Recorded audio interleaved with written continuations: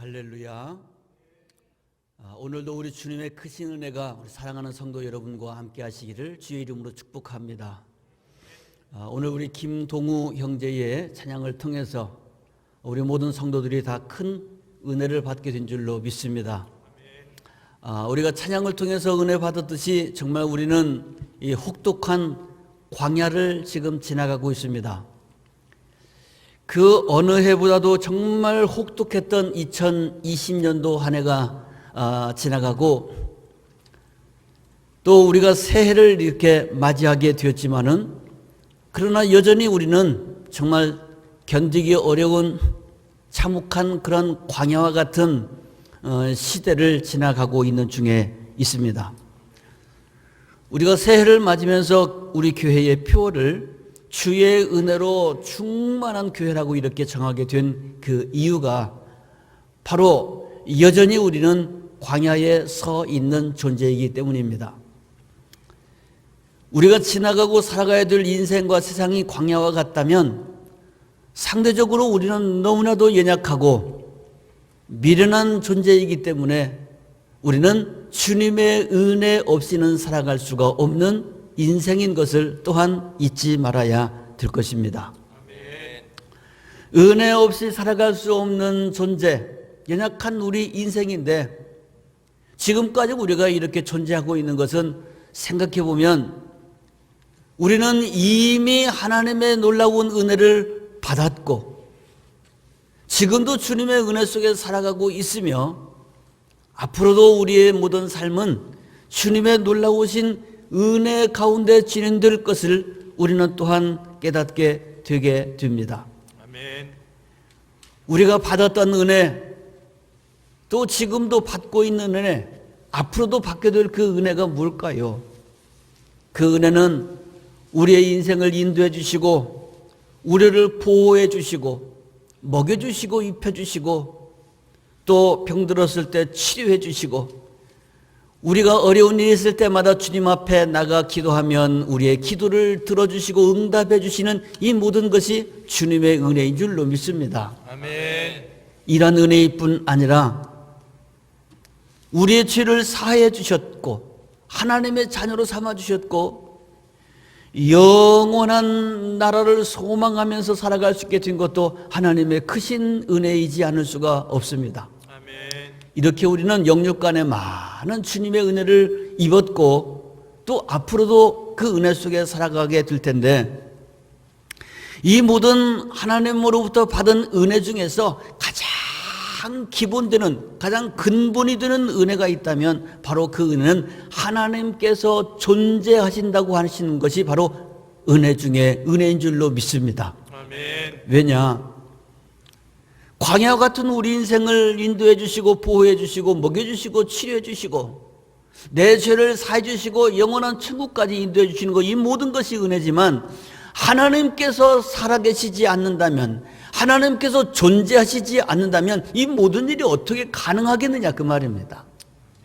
하나님께서 존재하시기 때문에 그분이 나를 사랑하시고 나를 인도하시고 나를 먹여주시고 보호하여 주시고 죄도 사해 주시고 영원한 나라에까지 이끌어 주시는 거 아니겠냐 그 말입니다. 아멘. 그러므로 모든 은혜 중에 가장 근본적인 은혜는 하나님께서 존재하시는 은혜인 줄로 믿습니다. 아멘. 하나님께서 존재하신다고 하는 말은 다른 말로 표현하면 우리 하나님은 살아계시는 하나님이시다고 하는 말로 표현할 수가 있습니다. 아멘. 살아계시는 하나님, 그것이 바로 성경이 우리에게 가르쳐주고 있는 또 성서에서 표현하고 있는 존재하시는 하나님에 대한 표현입니다. 요한복음 6장 57절 말씀에서도 우리 주님께서 직접 이렇게 말씀하셨어요. 살아계신 아버지께서 나를 보내사 내가 이 땅에 오게 되었다. 살아계신 하나님이 나를 보냈다고 말씀해 주고 있습니다. 그뿐 아니라 마태복음 16장 16절에 베드로는 이렇게 고백했죠. 주님은 그리스도시요 살아계신 하나님의 아들이십니다. 할렐루야. 민족의 아픔을 가슴에 안고 눈물로 살아계신 하나님을 증거했던 예레미야는 예레미야서 10장 10절 말씀을 통해서 이와 같이 말하고 있습니다. 오직 여호와는 참 하나님이시요 살아계신 하나님이시요 영원한 왕이시라 하고 말씀해 주고 있어요. 참 하나님, 그 하나님은 살아계신 하나님, 그 하나님은 영원한 왕이 되신 것을 말씀해 주고 있다는 겁니다. 아멘. 자, 그러므로 성경 곳곳에서 이와 같이 하나님은 살아계신 하나님이라고 이렇게 말씀하고 있으니 다윗은 뭐라고 고백하고 있는가? 오늘 시편 14편의 말씀을 읽었습니다마는 시편 14편 1절 그리고 53편 1절에 똑같은 고백을 하고 있습니다. 뭐라고 말하고 있는가? 어리석은 자는 그의 마음에 이르기를 하나님이 없다고 하는도다. 어떤 사람이 어리석은 사람이냐? 그 마음에 이르기를 하나님이 없다고 하는 사람이 어리석은 사람이라는 겁니다. 아멘. 또 시편 4절 말씀에 보면은 이와 같이 말하고 있어요. 아예 이런 사람은 악인이라고 표현하고 있는데 악인은 그의 교만한 얼굴로 말하기를 여호와께서 이를 감찰하지 아니하신다 하며 그의 모든 사상에 하나님이 없다 하나이다. 시편 10장입니다. 시편 10장 4절. 하나님이 없다고 하는 사람은 교만한 사람이라는 겁니다. 교만한 사람이 말하기를, 교만한 얼굴로 말하기를 이 세상에 하나님이 어디 있어? 뭐 하나님이 감찰하신다고? 하나님 없어. 그의 모든 사상 속에 하나님이 없다고 말하는 사람들, 이 사람들은 바로 어리석은 사람이요 악한 사람이라는 겁니다. 왜일까요? 이런 사람들은 14편 2절 말씀에 이어서 보면 그들은 부패하고 그들은 가증한 악을 행하며 이 사람들은 선을 행하는 자가 없도다 하고 말했습니다. 당연하죠. 하나님이 계시지 않는데, 하나님이 존재하지 않는다고 생각하는데 무엇이 두려워서 이 사람들이 선을 행하며 바르게 살아가기를 도모하겠습니까? 그의 생각에도 그의 마음에도 하나님이 존재하지 않다고 생각하기 때문에 그들의 삶은 부패할 수밖에 없고 그들은 가증한 악을 행할 수밖에 없고 그리고 그런 사람은 바로 선을 행하는 자가 없다는 겁니다. 이런 사람들이 모여서 만들어낸 그 사회는 오늘 창세기 1장을 읽었습니다마는 창세기에 등장하는 것처럼 혼돈과 공허와 깊은 흑암 속에 가득 차 있는 사회가 만들어지는 것은 지극히 당연한 결과이지 않겠느냐 그 말입니다. 그러나 사랑하는 성도 여러분, 하나님은 계시지 않는다고요? 시편 14편 2절 말씀에 뭐라고 말하고 있는가? 우리의 하나님은 하늘에서 인생을 굽어보시는 분이시다. 할렐루야.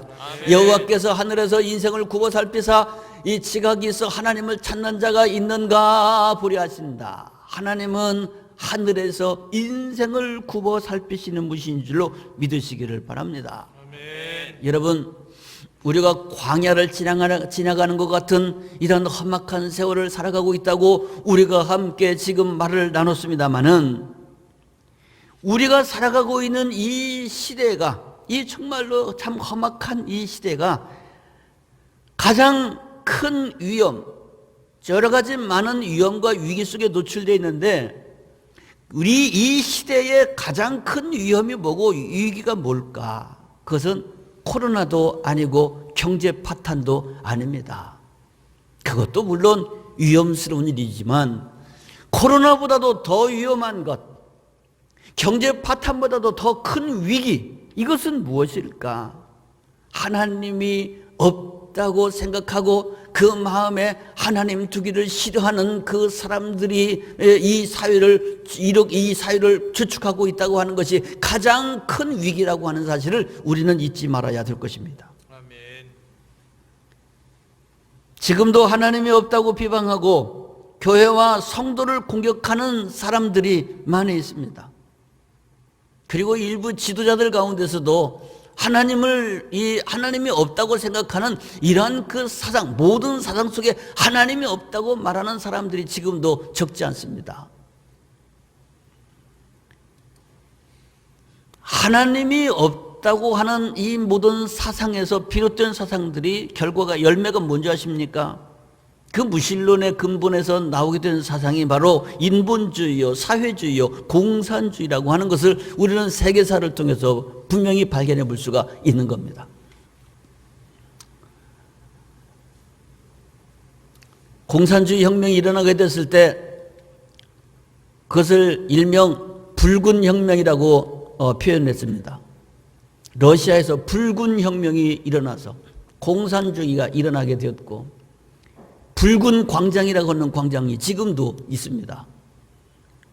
그래서 한때는 사회과 부도의 지도책에 공산주의와 민주주의 진영을 색깔로 표현했는데, 공산주의 사상을 가진 나라들은 빨간색으로, 자유민주주의의 체제에 서 있는 국가들은 녹색으로 표현했던 그런 그 사회 부도과 지도를 보면서 공부를 했던 기억이 납니다.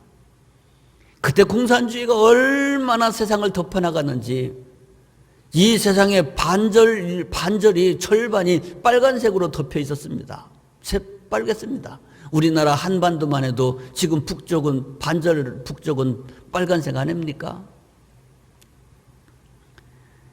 그 빨간 공산주의가 어떻게 해서 시작됐는가? 전 세계를 금방 삼킬 것 같았던 공산주의가 어디서 시작됐는가?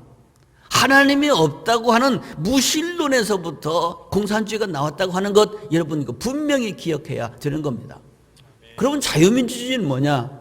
자유민주주의는 하나님이 살아계신다고 하는 것을 인정하는 것이 자유민주주의의 사상의 근본이라고 하는 것을 여러분 꼭 기억하시길 바랍니다. 그러니까 자유민주주의와 공산주의는 정치적인 그냥 이념뿐만이 아니라 영적인 근본이 다르다는 겁니다. 하나님을 인정하느냐, 하나님을 인정하지 아니하느냐, 여기 있는 겁니다. 북한에 교회가 없어진 이유가 바로 거기 있습니다. 북한은 공산주의요, 공산주의 사상은 하나님이 없다고 하는 사람들이기 때문에 하나님이 없다고 생각하는 사람들은 교회를 인정할 수가 없는 겁니다. 그래서 성경책을 다 뺏어가서 불태우는 겁니다. 교회를 다 문 닫는 겁니다. 십자가를 끌어내리는 겁니다. 성직자들을 다 죽이고, 그리고 성도들을 다 숙청하는 겁니다. 이게 바로 공산주의입니다.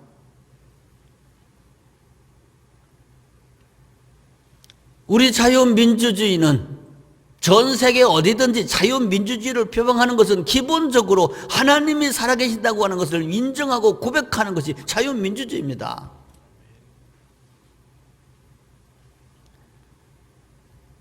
공산주의는, 사회주의는, 인본주의는 기독교를 미워하고 기독교를 박해할 수밖에 없는 겁니다.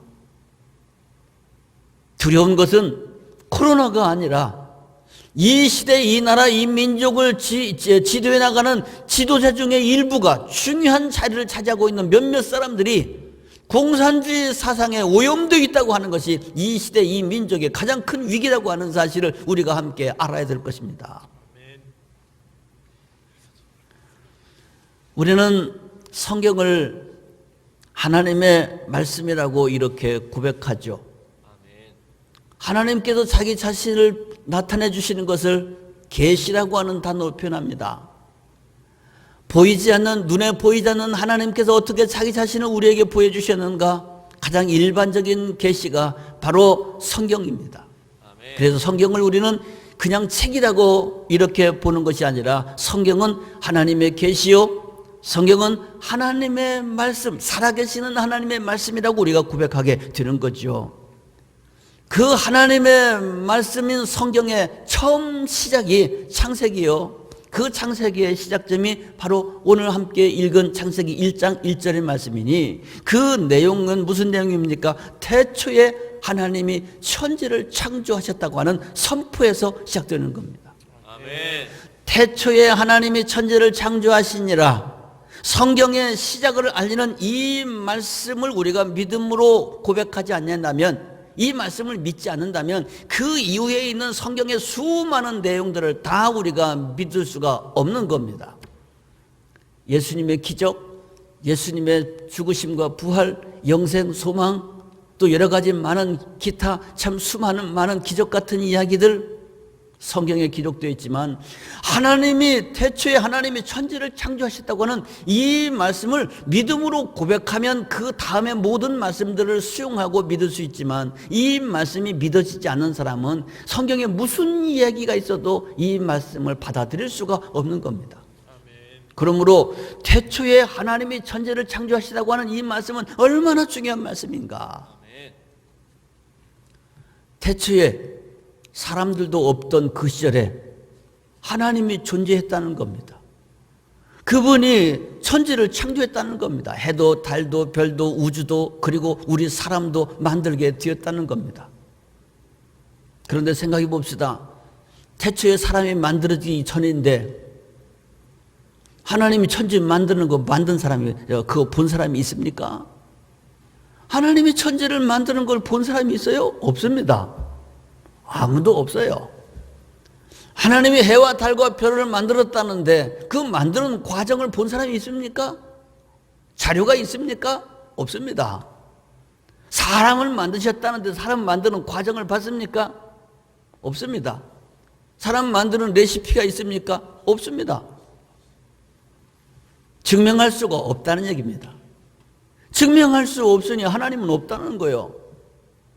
그러나 여러분, 하나님의 존재는 증명의 차원에 있는 분이 아닙니다. 우리의 신앙은 인간의 이성으로 논리로 증명할 수 있는 그 세계가 아니라 그 증명을 초월할 수 있는 우리의 신앙과 경배의 차원에 있는 분이 하나님이요, 그 세계가 신앙의 세계지, 인간의 말로 인간의 논리로 설명하고 증명할 수 있는 세계가 신앙의 세계도 아니요 영적인 세계도 아니요 하나님이 아니시라는 겁니다.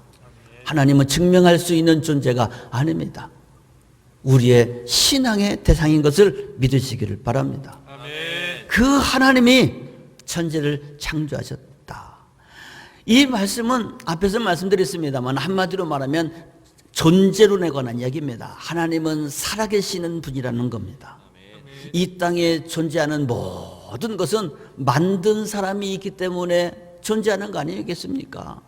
그러므로 사람이 존재하는 것도 사람을 만드신 분이 있기에, 이 세상에 존재하는 모든 것들로 다 그것을 창조하신 분이 있기에 이 땅의 모든 삼라만상이 존재하고 너와 내가 존재하고 있는데, 이것은 바로 누가 우리의 존재의 근원이냐? 바로 창조주이신 하나님이시라고 하는 것을 성경 1장 1절에서부터 시작되고 있는 겁니다. 그러므로 사랑하는 성도 여러분, 우리는 주님의 은혜 없으면 살아갈 수 없는 존재라고 하는 말씀을 지금 반복해서 드리고 있는데, 우리에게 은혜 주시는 그 주님은 어떤 분이냐면 나를 존재하게 만드신 살아계신 하나님이시다고 하는 겁니다.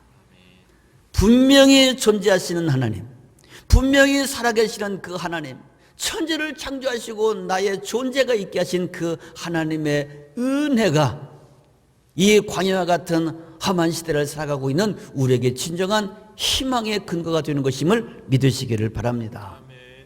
창세기 1장을 1절로 5절 말씀을 읽었습니다마는 이 말씀을 통해서 창조주 하나님께서 우리에게 베푸르신 그 은혜가 어떻게 만들어졌고 어떻게 진행되어 있는지 하는 말씀을 깨달을 수가 있습니다. 첫째, 그 하나님의 창조의 사역 은혜 주심은 공허와 혼돈과 공허와 깊은 흑암이 이 세상을 덮고 있을 때에 그때 우리 하나님께서 창조의 은혜를 주셨으니 혼돈과 공허와 깊은 흑암 속에 있던 이 세상이 질서와 충만과 밝은 빛으로 바뀌게 된 줄로 믿습니다. 아멘. 우리 하나님, 창조의 하나님께서 우리에게 창조의 은혜를 허락해 주신다면 혼돈과 공허와 깊은 흑암이 변하여 질서와 충만과 밝은 빛으로 가득 차게 되는 것이니, 이 세상이 하나님의 창조주 하나님의 은혜를 입은 것처럼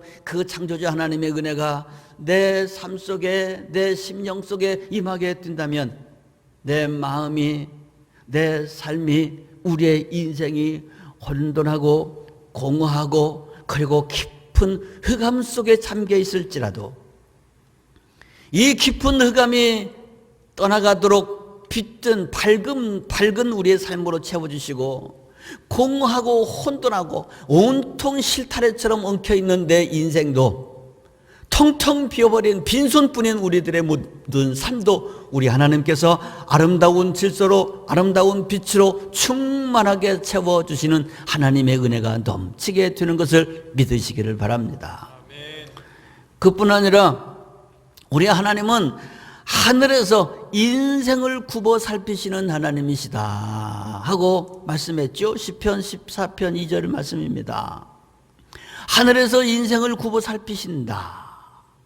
11편 4절 말씀에는 뭐라고 말씀하고 있냐면요, 하나님께서 여호와께서는 그의 성전에 계시고 여호와의 보좌는 하늘에 있으며 그랬습니다. 여호와는 그의 성전에 계시고 그분의 보좌는 하늘 높은 하늘에 계신다고 말씀해 주셨습니다. 그래서 그분의 눈은 인생을 통촉하시고 그의 안목이 그들을 감찰하신다 하고 말씀해 주시고 있습니다. 여기 주목해야 될 것은 하나님의 보좌는 하늘에 있다고 하는 이 말씀을 먼저 주목해야 됩니다. 하나님은 어디 계시는 분인가? 높은 보좌에 하늘에 계시는 분이라는 겁니다.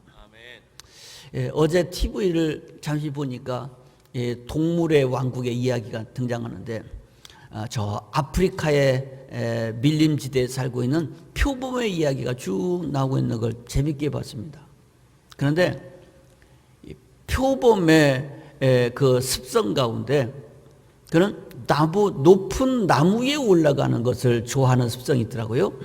그래서 높은 나무 위에 올라가서 동서남북을 바라보면서 내 먹잇감이 어디 있는지 바라보고 자기보다 더 강한 그런 그 맹수들이 또 어디서 자기를 노리고 있는지 하는 것을 늘 360도 항상 돌아보면서 경계를 늦추지 않는 그런 습성이 표범에게 있다고 하는 것을 어제 보았습니다.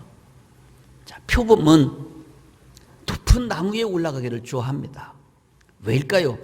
높은 곳에 올라가야 더 넓은 곳을 바라볼 수가 있고 그 넓은 곳을 바라볼수록 더 먹잇감과 또 원수들이 어느 곳에 있는지 이렇게 더 많은 짐승들을 바라볼 수가 있을 수 있기 때문에 그렇습니다.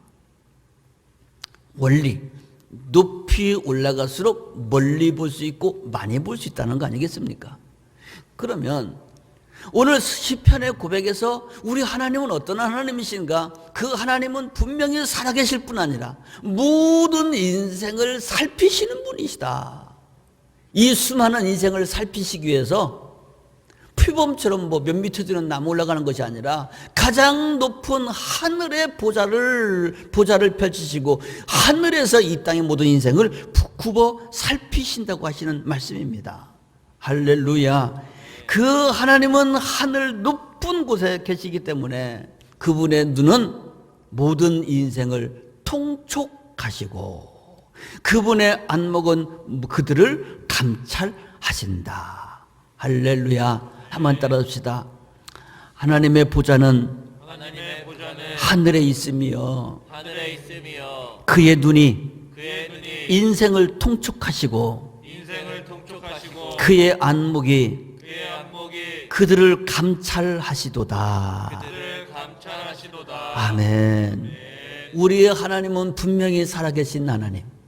그 하나님은 하늘 높은 곳에 계셔서 이 땅의 모든 생명들을 통촉하시고 감찰하시는 분이라고 하는 말씀을 우리는 기억해야 될 것입니다.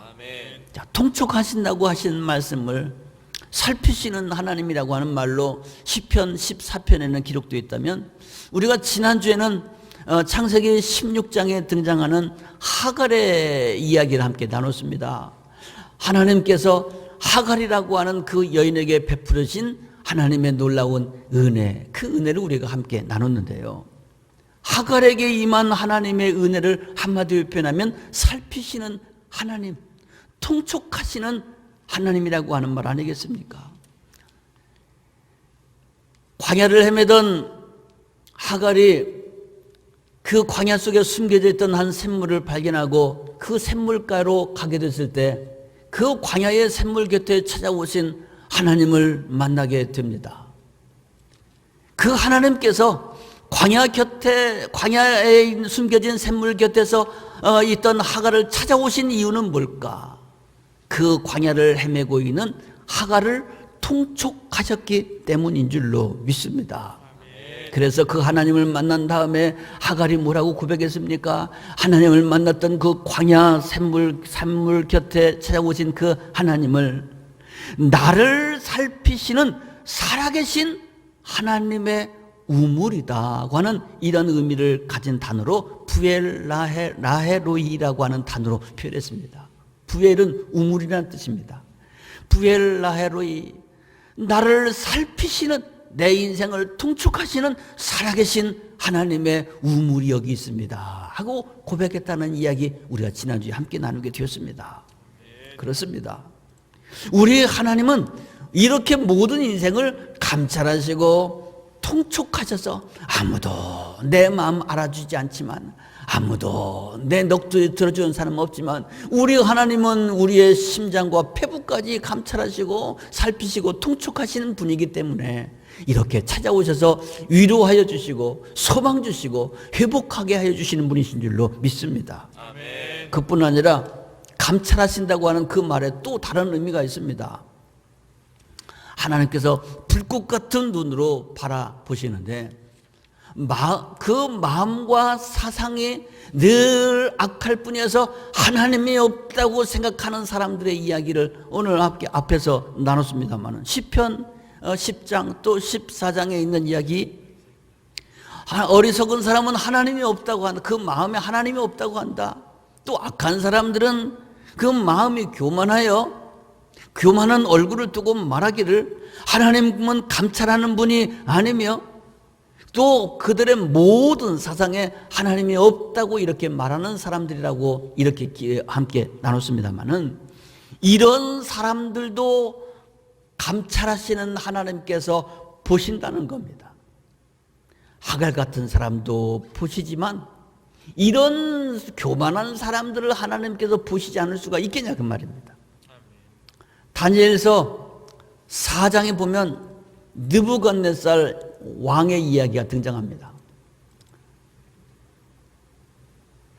그때 당시에 고대 세계를 평정했던 바벨론의 왕, 위대한 왕 느부갓네살이 어느 날 꿈을 꿨는데 영적인 꿈을 꾸게 되고 고민에 빠지게 됩니다. 그 꿈의 내용은 이런 내용이었죠. 그가 꿈에 보니까 이 세상 중앙에 큰 나무가 있었다. 얼마나 그 나무가 큰지, 그 나무가 꼭대기가 하늘에 닿게 큰 나무가 있었다. 하늘에 닿을 정도로 큰 나무니까 가지가 번창하고 많은 열매들이 있어서 온갖 새들이, 온갖 짐승들이 그곳에 와서 다 깃들면서 그 나무의 그늘과 열매를 다 함께 누리며 살았다. 그런데 어느 날 하늘에서 갑자기 하늘의 순찰자가 내려와서 명령합니다. 저 나무를 베어버려라. 하늘의 순찰자가 내려와서 벌목할 것을 명령합니다.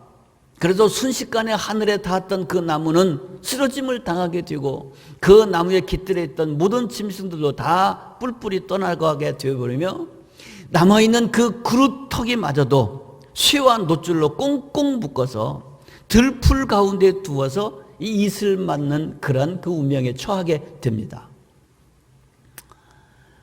자, 이 꿈이 도대체 무슨 꿈일까 고민하고 있을 때 다니엘을 통해서 해석을 받게 되죠. 여러분 잘 아시는 것처럼 그 나무 왕이요, 그 나무는 바로 왕 자신을 표현하고 있습니다. 하나님께서 당신에게 은혜를 주어서 이 세상의 그 어떤 사람보다도 큰 나무의 인생이 되게 해주셨습니다. 온 세상을 당신의 손에 주었습니다. 수많은 사람들, 수많은 민족들이 당신의 그늘 속에서 살아가고 있습니다. 그러나 당신이 교만하게 된다면 하늘의 순찰자, 하나님의 심판자가 와서 당신을 순식간에 쓰러뜨릴 수가 있습니다. 그러면 어떻게 해야 되겠소? 절대로 교만하지 마십시오. 이 모든 것이 내가 이룬 것이라고 생각하지 마시고 당신에게 은혜를 주신 하나님의 은혜를 잊지 말고 늘 하나님 앞에 감사하고 백성들에게 선정을 베푸도록 하시오 하고 다니엘이 가르쳐 주죠. 그러나 어느 날 이 다니엘의 충고를 망각한 느부갓네살 왕이 교만한 말을 내뱉게 됩니다. 왕궁을 거니면서 그 찬란한 바벨론을 바라보면서 한마디 외치죠. 야, 참 대단하다. 이 바벨론의 왕국이 얼마나 대단하고 아름다운 거. 이 누구 작품이냐? 바로 내 작품이로다. 순간 하늘의 음성이 들리지 않습니까? 그리고 그는 그 꿈대로 그는 잘려버린 쇠사슬에 묶인 그루터기 신세가 되어서 그는 야인으로 쫓겨나 버리게 됩니다. 그러나 마지막 희망의 메시지가 있죠. 그가 일곱 날을 지나게 될 텐데 일곱 날이라고 하는 건 뭘까? 자기의 교만함을 깨닫고 하나님의 은혜인 것을 깨닫고 회개하고 돌아오면은 용서해 주시고 회복해 주신다고 하는 메시지가 그루터기의 메시지, 일곱 날의 메시지 아니겠습니까? 그 이야기는 다행스럽게도 느부갓네살이 하나님의 은혜를 깨닫고 자기 자신의 교만함과 어리석음을 깨닫고 회개하고 하나님께 영광 돌리며 돌아왔을 때 그의 잃어버린 모든 왕국과 명예들을 다시금 회복하게 되었다는 말로 이야기가 맞춰지고 있습니다. 그러나 그 다음 다니엘서 5장에 보면은 느부갓네살 아들 이 벨사살 왕의 그 다음 왕의 이야기는 더 비극적인 이야기가 펼쳐집니다. 벨사살이 예루살렘 성전 하나님의 성전에서 뺏어왔던 거룩한 성전의 기명들을 자기 사람들을 자기 신하들을 1,000명을 모아놓고 거기에서 자작하면서 하나님의 이름을 먹칠하면서 자기의 교만함을 드러내고 하나님이 어디 있느냐고 이렇게 방자하게 떠들고 있을 때에 큰 손이 나타나서 벽에 글씨를 쓰지 않습니까? 대겔 우바르신 무슨 말일까요? 아무도 해석하지 못하고 있을 때에 그때 또 다니엘이 해석하지 않습니까? 네 시대는 네 나라는 여기서 끝났다. 왜? 하나님의 저울을 너는 통과하지 못했기 때문이다. 그래서 그는 즉시로 자기 신하들의 손에 칼에 맞아서 암살당하고 죽어버리고 비극적으로 끝나버리지 않습니까? 무슨 말입니까?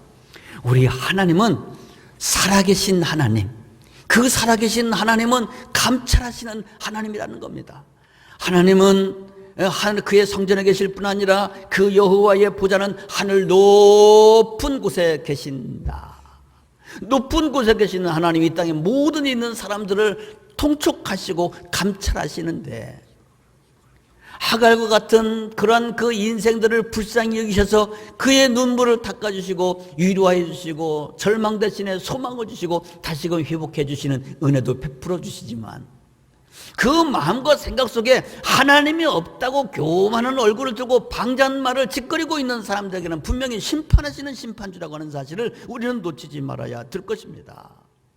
그뿐 아니라 우리 하나님은 본문 3절 말씀에 창세기 1장 3절 말씀 보면 우리 하나님께서 말씀 한마디로 모든 것이 다 그대로 이루어지는 것을 우리는 볼 수가 있습니다. 1장 3절 말씀 하나님이 이르시되 빛이 있으라 하시니 빛이 있었고 그 빛이 하나님 보시기에 좋았더라 그랬죠. 첫 번째 창조의 날에 관한 이야기입니다. 첫 창조는 빛의 창조였었죠. 빛을 어떻게 만들었을까요? 뭐 실험실에서 만들었습니까? 아니요. 하나님이 명령하시면 되는 겁니다. 빛이 있어라 그러면 빛이 있는 겁니다. 할렐루야. 물이 있으라 그러면 물이 있는 겁니다. 하늘과 땅이 나누지라 그러면 나누지는 겁니다. 땅에서 모든 식물들을 내라 그러면 식물이 나오는 겁니다. 뭐 바다에는 물고기들로 가득 차라 그러면 가득 차게 되는 겁니다. 하나님이 명령하시면 되는 거예요. 할렐루야. 그렇게 되는 겁니다. 무슨 뭐 실험실에서 무슨 원자를 세포를 조작하고 해서 만들어지는 게 아니다 그 말이죠. 하나님께서 이 땅을 만드신 것은 혼돈과 공허와 깊은 흑암 속에 잠겨있던 이 세상에 우리 하나님의 성령이 운행하시고, 그리고 주님께서 명령하시다 이렇게 온통 아름다운 세상으로 만들어지신 것은 그분이 말씀하신 대로 되었는데, 그것은 무엇을 말할까요? 우리 하나님은 전능하신 분, 우리 하나님은 절대 주권자심을 가르쳐 주시고 있는 말씀입니다. 또 상대적으로 그분은 심판주라고 하는 사실도 잊지 말아야 되는 겁니다. 그러므로 우리 주님께서 내 인생, 이 세상과 우리 삶의 자리에 생사화복을 주관하시는 분이라고 하는 사실을 우리가 깨닫게 된다면, 우리 주님께서 내 인생에 오셔서 질서와 충만과 빛과 소망을 선포해 주시는 은혜를 입어야 될 줄로 믿습니다. 이것이 바로 창조주 하나님의 은혜입니다. 주님은 명령한 대로 됩니다. 내 삶을 향해서 명령하시는 대로 됩니다. 이 사회를 향해서, 이 나라를 향해서 명령하시면 그 말씀대로 되는 겁니다. 여러분, 하나님의 이 놀라우신 말씀의 능력이, 선포하시는 그 은혜가 우리에게 빛을 명령하시고 우리에게 질서와 충만을 명령하셔야지 우리 인생이 복되고 이 사회가 복된새가 될 수 있는 거 아니겠습니까? 반대로 심판을 명령하신다면, 멸망을 명령하신다면 우리에게 무슨 희망이 있고 무슨 소망이 있겠느냐 그 말입니다. 그러면 어떻게 해야 될까요? 사랑하는 성도 여러분, 지금도 우리는 아직도 이 코로나에서 벗어나지 못하고 있는데, 하나님을 부정하고 하나님을 대적하고 있는 이런 그 세력들이 지금도 교회와 성도들을 향해서 핍박의 날들을 더욱더 갈고 세우고 있습니다. 우리는 분명한 믿음의 고백을 가져야 됩니다. 우리의 하나님은 살아계시는 하나님. 할렐루야. 그 하나님은 살아계시고, 그 하나님은 가장 높은 하늘에서 이 땅을 감찰하시고 통촉하시는 살피시는 하나님, 부엘라헤로이의 하나님이신 것을 결코 잊지 말아야 될 것입니다. 그 하나님의 놀라운 은혜가 사랑하는 우리 모든 성도들의 인생 속에 있는 흑암을 몰아내고 혼돈을 몰아내고 어둠을 몰아내는 역사가 있게 되기를 주의 이름으로 축복합니다. 그리고 두 번째, 살아계신 하나님, 그 창조주신 하나님을 경외하며 예배해야 됩니다. 하나님께서 창조의 은혜를 주셨을 때 어떻게 되었습니까? 하나님께서 보시기에 아름다웠더라, 하나님께서 보시기에 좋았더라 하고 표현하고 있습니다.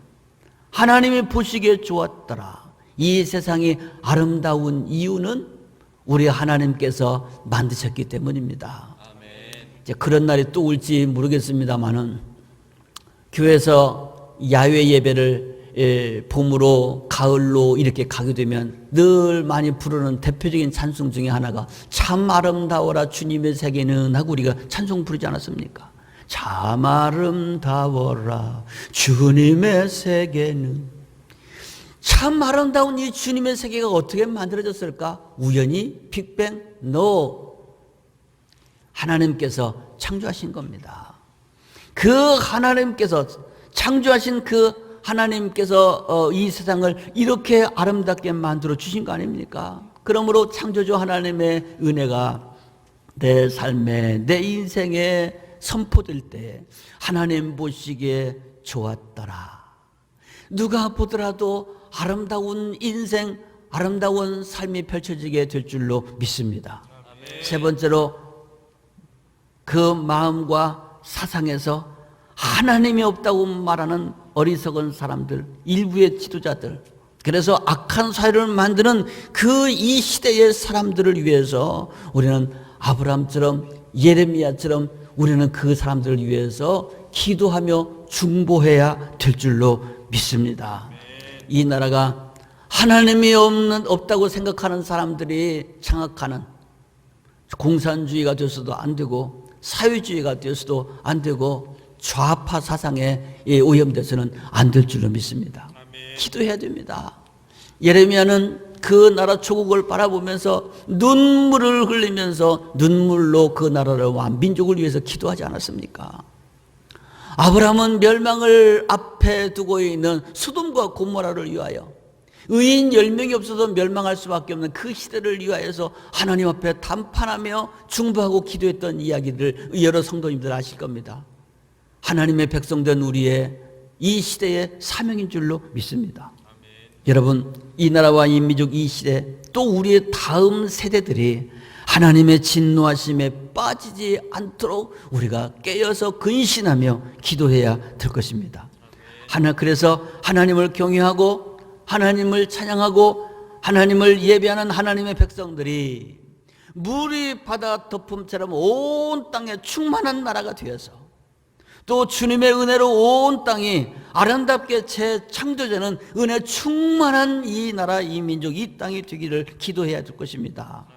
이 한 해 특별히 주님의 은혜로 더욱더 충만한 한 해가 되기를 바라고, 우리 사랑하는 모든 성도들이 이 한 해가 주님의 은혜로 더욱더 충만한 성도들이 되시기를 주님의 이름으로 축복합니다. 아멘. 할렐루야. 기도드리겠습니다.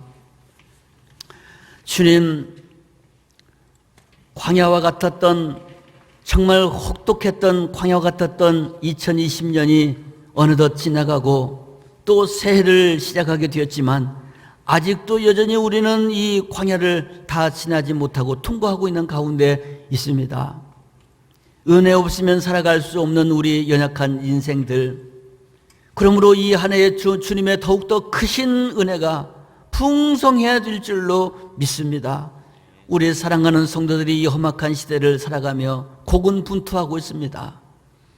그 모든 마음과 사상 속에 하나님이 없다고 말하는 그 많은 사람들, 이 시대의 흐름 속에서 우리 성도들이 가슴을 졸이며 눈물로 기도하며 믿음을 지켜나가고 있습니다. 주님의 더욱더 크신 은혜가 필요합니다. 우리 사랑하는 성도들의 삶 속에 영육간에 우리 주님의 놀라우신 크신 은혜가 함께하여 주시사 이 한 해도 인도하여 주시고 보호하여 주시고 치료하여 주시고 응답하여 주옵소서. 광야길 40년 동안 구름 기둥과 불 기둥으로 인도하여 주신 주님, 저들의 앞에 이스라엘 백성들이 물을 만날 수 없어서 죽게 됐을 때 반석을 쪼개서라도 먹여주셨고 마시게 해주셨고, 쓴 물을 만날 때는 단물로 바꾸어서라도 저들의 생명을 지켜주셨으며, 하늘을 열어 날마다 만나를 내려주셔서 저들을 한 사람도 굶어 죽는 사람 없게 해주신 하나님의 놀라운 은혜를 우리가 믿음으로 고백하며, 주님, 광야를 지나가는 이 시대에 우리 사랑하는 성도들 만나의 은혜, 반석의 은혜, 그리고 구름 기둥과 불 기둥의 은혜 허락하여 주실 줄로 믿습니다. 높은 보좌에 계셔서 모든 인생을 감찰하시고 통촉하신다고 말씀하신 주님, 사랑하는 우리 모든 성도들 어느 곳에 있든지 어떤 정황에 처하든지 주님의 놀라운 은혜가 함께하여 주시사 곧 혼돈과 공허와 깊은 흑암 속에 혹시 포위될지라도 주님께서 명하셔서 혼돈이 물러가게 하시고 공허가 사라지게 하시고 흑암이 떠나게 도와주시사 아름다운 빛과 아름다운 충만함과 아름다운 질서로 바뀌는 아름다운 창조의 은혜가 임하게 도와주옵소서. 우리의 마음을 새롭게 하옵소서. 우리의 고백을 새롭게 하옵소서. 우리의 헌신을 새롭게 하옵소서. 우리의 삶을 새롭게 하옵소서. 주님, 이 어려운 시대를 이끌어가고 있는 지도자들을 위해서 특별히 간구하며 기도합니다. 주님, 저들에게 은혜 베풀어 주사 저들의 사상과 마음속에 하나님 없다라고 하는 이런 생각과 고백이 터져나오지 않게 하여 주옵소서. 우리 주 예수 그리스도의 이름으로 기도합니다. 아멘.